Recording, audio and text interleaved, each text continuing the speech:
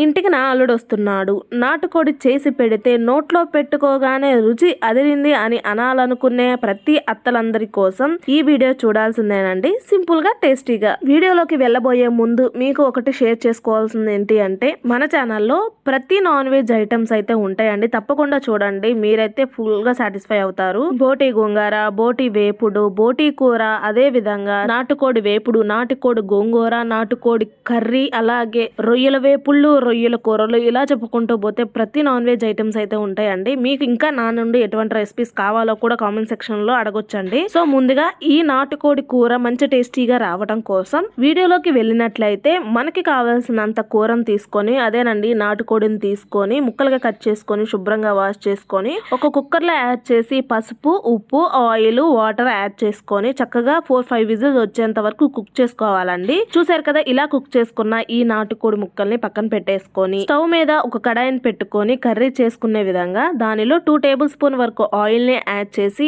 ఈ ఆయిల్ లో సన్నగా చాప్ చేసి పెట్టుకున్న ఆనియన్స్ ని, పచ్చిమిర్చిని కూడా యాడ్ చేసుకొని ఇవి చక్కగా మంచిగా సాఫ్ట్ గా కుక్ అయ్యేంత వరకు కుక్ చేసుకున్న తర్వాత దీనిలో స్పైసెస్ యాడ్ చేసుకోవాలండి.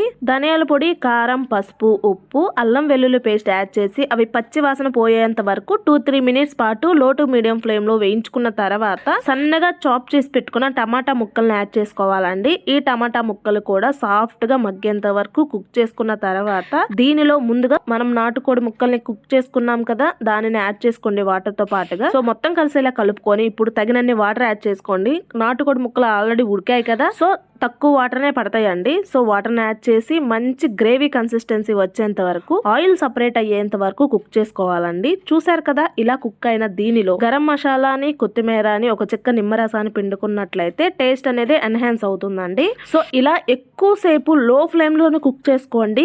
నాటుకోడి ముక్కల లోపల వరకు ఎగురు వెళ్ళి టేస్ట్ చాలా బాగుంటుందండి. సో ఇలా చేసి పెట్టండి, ఎవరైనా సరే లొట్టలేసుకుంటూ తినాల్సిందే. ఫ్రెండ్స్, ఐ హోప్ ఈ వీడియో మీకు నచ్చిందని అనుకుంటున్నానండి. మీకు నచ్చినట్లయితే తప్పకుండా లైక్ చేసి ప్రతి ఒక్కరికి షేర్ చేయండి.